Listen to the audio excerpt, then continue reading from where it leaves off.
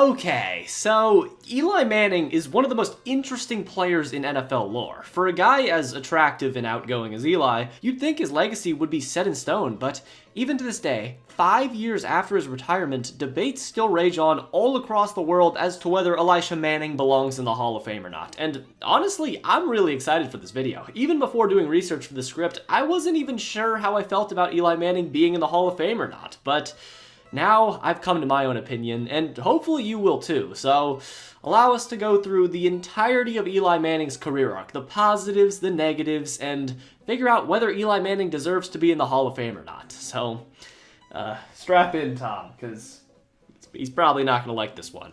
We are going to start with the very beginning of the origins of the Patriot killer himself, Eli Manning.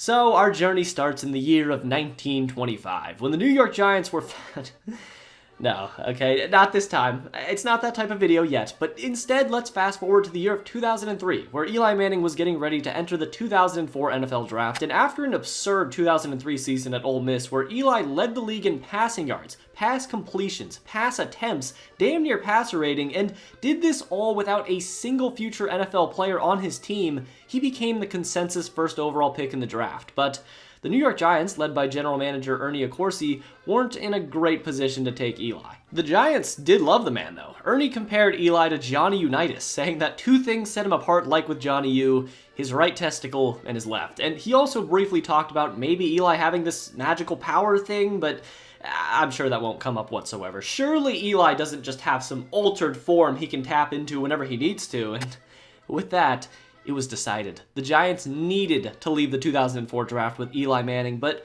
as the draft winded down, the worse the Giants' odds to land the man convicted of public drunkenness got, as the Chargers ended up drafting Eli first overall, and sitting at the fourth pick, the Giants were seconds away from pulling the trigger, trading down with Cleveland, receiving an additional second-round draft pick, and selecting Miami University quarterback Ben Roethlisberger. And it was so close to happening, I'm serious. The Giants had Ben's name written on their draft card, ready to give it to the commish, but at the last second, the Chargers called the Giants and swapped Phillip Rivers, future Pro Bowler Sean Merriman, and Jets legend Nate Kading for Eli Manning. And even before he took an NFL snap, Eli Manning had already created a vortex in the NFL timeline. Now, Eli and the Manning family refused to have him play for the Chargers, and after the Chargers failed to convince them they were past their losing ways, which they weren't, Manning was basically a Giant right then and there, or else he could have held San Diego hostage. But if he didn't do that and ended up playing for the Chargers, we would be looking at a completely different NFL landscape, where in this hypothetical timeline,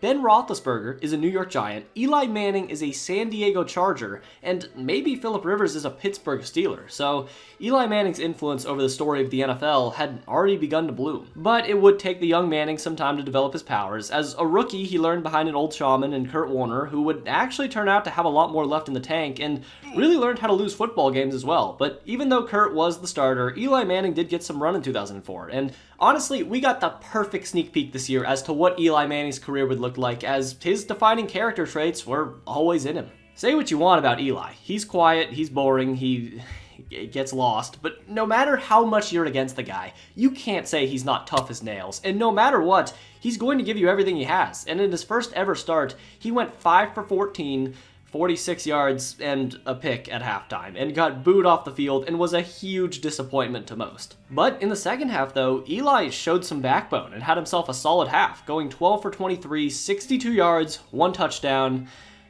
and a pick.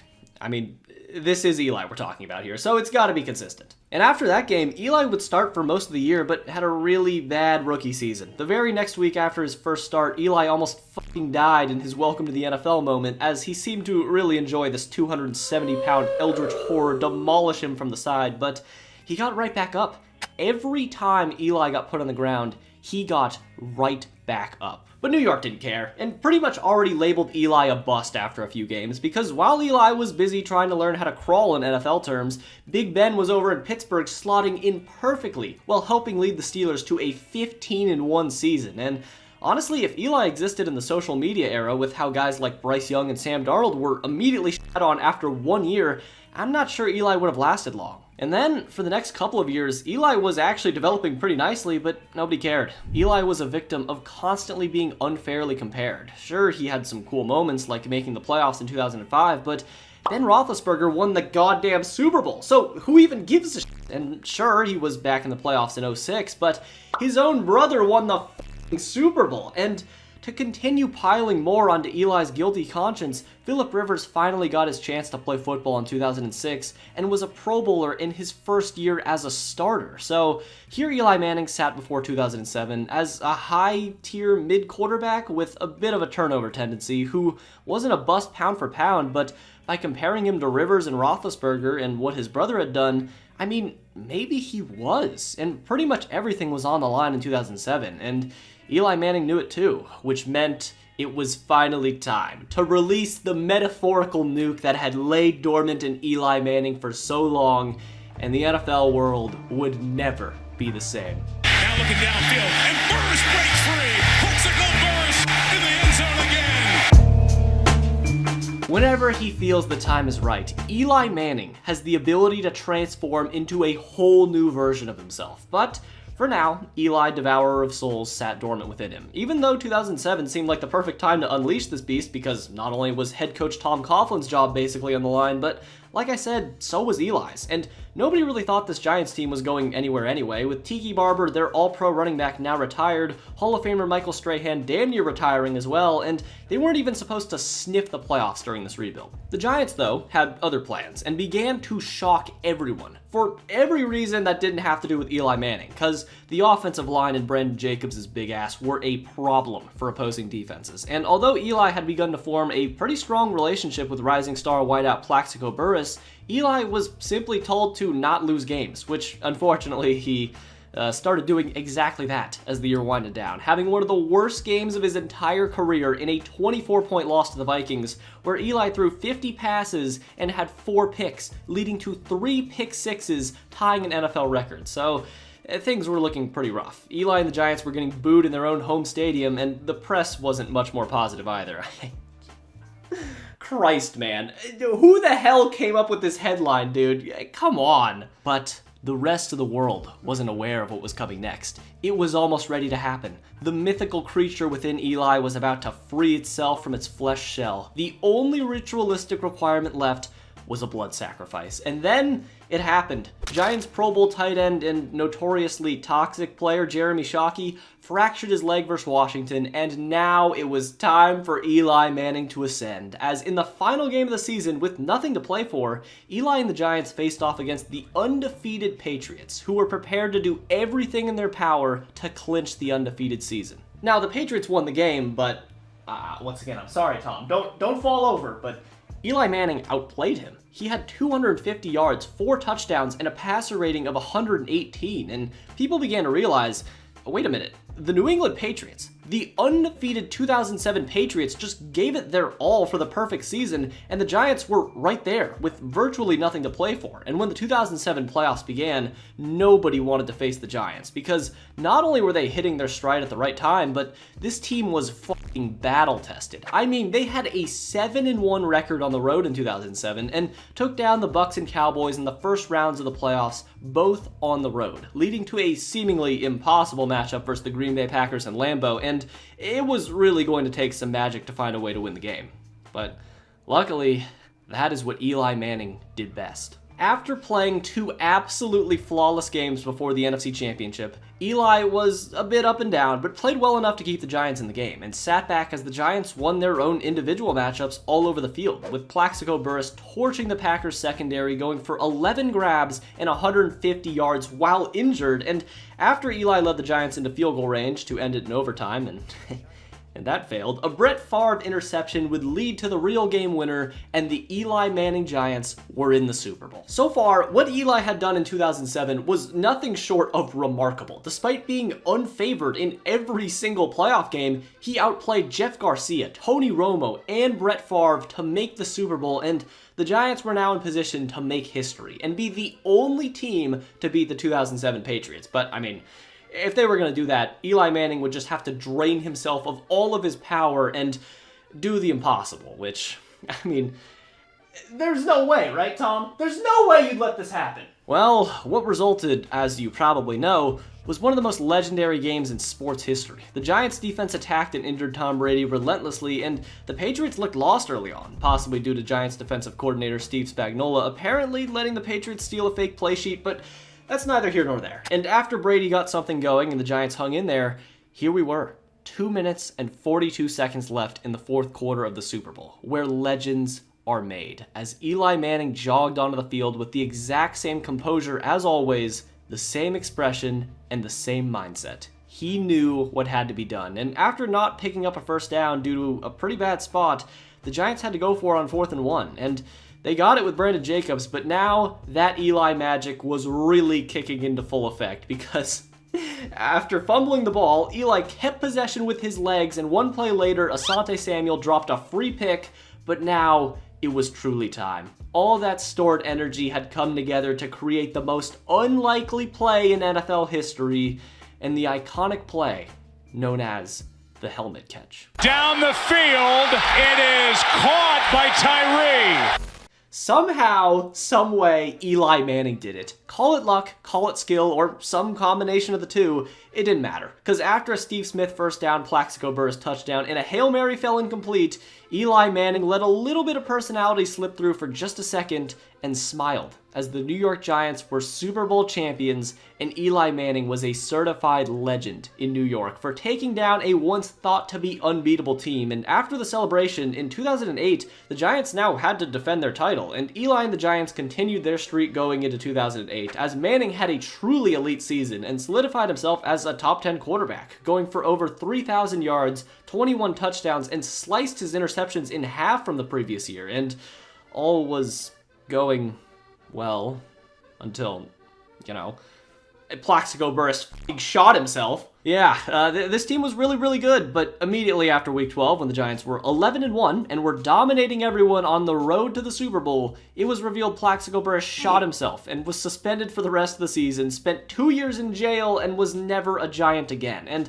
everything just unraveled. Everything. With a lot of blame falling on Eli for not being able to keep the team together, the Giants fell to the Eagles in the divisional round, with Eli's leadership being scrutinized greatly. And for the next 2 seasons, nothing really seemed to change. The Giants had solid teams, but didn't make the playoffs in either year, as Eli continued to flirt with being somewhat elite and very inconsistent at the same time. And now, more than anything, Eli was beginning to get known as the leader of a team that just collapsed down the stretch, as their 2010 season ended after the second miracle at the Meadowlands happened, and after another demoralizing loss to the Packers to eliminate them from the playoffs, people were not very nice to Eli all of a sudden. Constantly, the media narrative shifted back and forth, time and time again with Eli, but ahead of 2011, the Super Bowl champion was back on the hot seat, and apparently he needed to deliver, and what Eli Manning did in 2011 was low-key have one of the most impressive seasons a quarterback has ever had in the last 20 years or so, because by year's end, his stats clearly don't jump off the page at you. He threw for 4,900 yards, 4th most in the league, and was top 10 in touchdowns and passer rating, which is all great, but trust me, these stats are a lot more impressive than you'd think. Let me explain. So, in 2011, Eli was carrying the team on his back, and the Giants only ended up making the playoffs off of his 350-yard, 3-touchdown masterclass in Week 17 versus Dallas, but in 2011, the Giants were genuinely not a good team, which is a shame, but Eli didn't let his supporting cast hold him back, and once again, willed this 9-win team to the playoffs that had the second worst ranked O-line in football, the 25th ranked defense. Now, they would turn it up in the playoffs, but that doesn't take away from the fact that they were ranked near the Raiders in the regular season, and to really make sure Eli had zero help whatsoever, the Giants also had the actual least amount of rushing yards in the entire NFL this year. And in the playoffs, Eli did it again. His shadow form was unleashed. Even though he was still really, really good throughout the regular season, he found a way to step it up, as in the wild card and divisional round, he was phenomenal, throwing for almost 600 yards, 6 touchdowns, and only 1 pick in 2 wins versus the Falcons and Packers. And especially in that Packers game, his magic was there again, against Aaron Rodgers in the midst of the best quarterbacking season ever and a 15-1 season. The Giants sort of blew them out, as a John Kuhn fumble and a Hail Mary made it all fall apart for Green Bay in a few minutes, and now, hilariously, Eli was somehow faced with arguably an even tougher opponent in the NFC Championship game. The 2011 49ers were notoriously one of the hardest hitting ground and pound teams ever. Navarro Bowman, Patrick Willis, Justin Smith, they were killers. And time again, they put Eli on the ground, each time looking more and more unlikely that he'd rise, but he did. He'd shrug off the hit and call the next play right away, putting back on his jersey over his shoulder pads while pulling grass out of his helmet, and it just seemed like no matter what the Niners did, Eli could not be flustered on that day. Now, this game plan of just beating the shit out of a quarterback usually works, even versus guys like Tom Brady, but versus Eli, it just wasn't as effective. And he ended up throwing 60 passes versus the NFL's top defense while not recording a single turnover. And after Eli's magic clearly helped NFL hero Kyle Williams throw the game, the Giants found themselves back in the Super Bowl against Tom Brady for another duel. And so, the main question was, could Eli Manning do it again? Now, once more, the Patriots were the heavy favorites, but this time the media was a lot more aware of Eli's dark powers and didn't make the spread as disrespectful as before. And of course, when the game began with Bill Belichick and Brady ready to do everything possible to avenge their 2007 team, they f***ing lost again. And Eli just replicated his performance once more. The Giants jumped out to a big lead and used a very similar game plan from 2007 to stifle Brady, with Justin Tuck leading a ferocious pass rush. And all of that was enough to buy the Giants a chance. And yet again, with a little under 4 minutes left in the game, Eli jogged out onto the field with a shot to deliver the killing blow, and of course, the man delivered, as he immediately completed another one of the best passes in NFL history to Mario Manningham, and Eli wasn't done there, as he made this final drive just way less stressful than the last one in 07, as the Giants were never faced with a single third down, and some incredible plays later led to an interesting decision where running back Ahmad Bradshaw, who was told to not score a touchdown, ended up scoring because... Don't score it. As soon as I got to that 1 yard line, don't... See ya! Which forced the defense to come up big one last time and finish the job, which they did. Justin Tuck sacked Thomas, and after the subsequent Hail Mary fell incomplete again, my God, he's done it. Eli Manning won his second Super Bowl title against all odds, and just like that, the two most confusing Super Bowl title era was in full force in New York. Whether you're an Eli believer or not, call him lucky all you want to, but you just can't argue with results to some extent. Eli still to this day owns the title for the most passing yards in a single postseason, and after 2011, Eli Manning had 2 Super Bowls, while other elite quarterbacks like Breeze and his own brother Peyton only had 1, and now Eli just had to keep it up to be a bona fide Hall of Famer, but sadly, he couldn't. For the next few years of Eli's prime, the Giants just couldn't put a consistent team around him. And honestly, Eli wasn't all that consistent either. From 2012 to 2015, Manning was still top 10 in passing yards, touchdowns, and interceptions, of course, but the Giants made the playoffs a grand total of 0 times. And the only positive from this era was that Eli's consecutive game starting streak was kind of getting a little bit ridiculous, but that was really it. A lot of this collapse, though, was completely out of the Giants' control, with Victor Cruz, David Wilson, Jason Pierre-Paul, and others all suffering varying injuries, but their career trajectories were completely changed, and the only reason the Giants got back on track a little bit was due to the arrival of Odell Beckham Jr. in 2014, but even he wasn't enough. 2016 was the Giants' last chance at making noise in the playoffs, and Eli's last year of him playing average to above average football, but that year was tossed away when various shenanigans took place, and the Packers got revenge on Eli with his spells being reversed, converting on a Hail Mary of their own, and just like the Giants did to them in 2011, the Packers dropped a near 40-piece in a win. And that was sort of it for old Eli Manning. By 2019, not only did his Iron Man streak come to an end, but the Giants had selected his replacement in Daniel Jones, and he retired after the season, holding spots in the top 10 in completions, attempts, passing yards, and touchdown passes. And what he left behind was a very, very complex legacy. But now that you understand what Eli Manning's career boils down to, this is where it gets interesting. Because, like I said earlier, there are 2 camps in the Eli Manning Hall of Fame case. I mean, there are whole-ass compilations out there of Eli being clutch, and also Eli just throwing horrible picks. But for the sake of, honestly, myself, I'm interested in 2 things. What does the general public think about Eli Manning being in the Hall of Fame, and what do the stats say about Eli Manning in the clutch? And maybe we can determine once and for all if Eli Manning deserves to be in the Hall of Fame. So, the public, shockingly to me, is actually pretty pro Eli Manning should be a Hall of Famer. According to a survey done by a pro Giants website, 74% of about 3,000 voters think that Eli should be in the Hall of Fame. Now, that may be a bit biased, but even when I asked you all whether you believe Eli Manning is a Hall of Famer, it was also overwhelmingly a yes. But what about the actual Hall of Fame voters? What do the people who vote on the Hall of Fame think about Eli's career? Well, it's actually a completely different story. The New York media spoke to 39 of the 48 members of the Hall of Fame selection committee, and the results were just all over the place. 11 said they would vote for Eli as a Hall of Famer, 10 said absolutely not, with 9 more saying they're not sure, and 9 additional voters declined to say what they would do when the time comes. But a few of the voters did end up commenting saying that Eli Manning playing as long as he did actually ended up hurting his Hall of Fame odds in their eyes, effectively punishing him for his own 210 consecutive start streak, which to me is just insane. I mean, to play as long as he did is not easy, and anything past like 2016 should just be a bonus to his career that he was even walking still. But, you know, this also got me thinking, maybe Giants fans have a completely different opinion on Eli Manning than the rest of everyone else and the average Hall of Fame voter. So I decided to call in the big guns. I got 2 expert Giants fans and fellow NFL YouTubers to give their opinions, and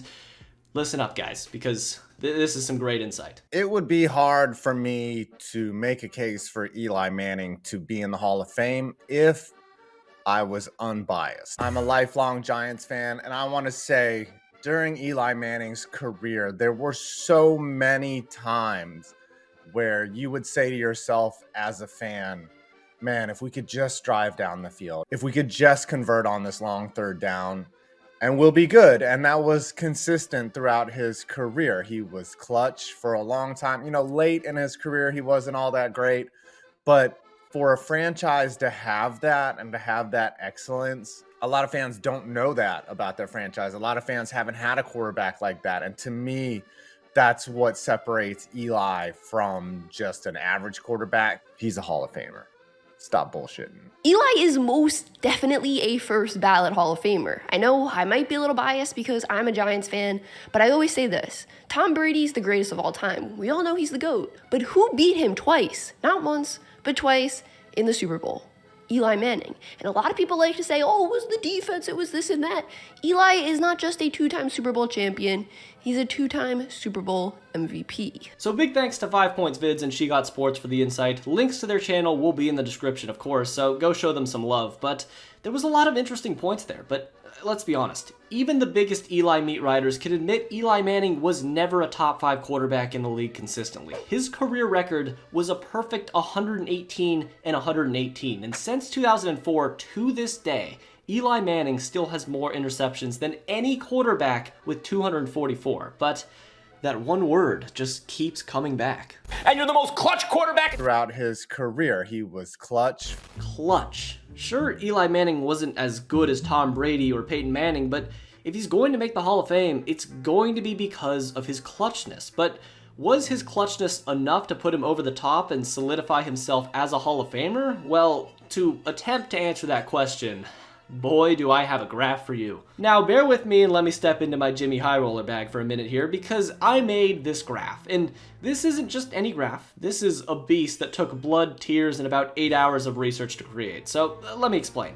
This is basically a graph to figure out which quarterback was the most clutch during Eli's, quote, clutch prime from 2007 to 2011, including the playoffs. Now, clutchness is virtually impossible to determine, but in this case, I'm choosing to define a clutch drive as anything inside 8 minutes remaining in the fourth quarter with your team trailing. It's not perfect, but it's a good starting point. It also should be said, though, that I did cheat a little with some data points. For example, if a drive started with like 9 or 10 minutes left and that drive affected the game, I still counted it. But enough words. Let me explain what I found. So there should be 4 dots on your screen right now, and as you can see, 3 of them are clearly above this guy right here, and well, you can probably guess who these dots are.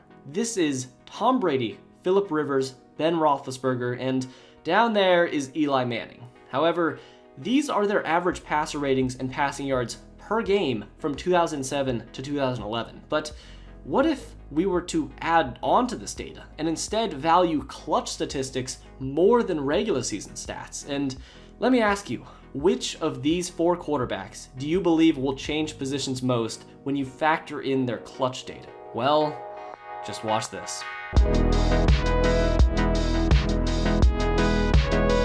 Brady goes down, Ben goes down, Rivers goes down, and Eli Manning rises his passer rating by a whole 25-point difference. Now, yes, I'll be the first to admit this graph is not the end-all be-all. This isn't a perfect sample size whatsoever. There's a chance I may have made a small error here or there in the counting stats, and in the case of Tom Brady, the Patriots were just so good during this era that he just wasn't in very many clutch moments, and add that on to the fact that he missed the entire 2008 campaign, and now you can begin to fathom how the GOAT could fall this much. Now, Eli Manning's rise, though, is already ridiculously impressive, but there's still more to this, so let me leave you with the most shocking piece of data I discovered that truly left my jaw on the floor. So, during the sample size, from 2007 to 2011, the most magical period of New York Giants football ever, Eli Manning, the king of the interception, a man who threw more picks in the regular season than anyone else during this 5-year stretch,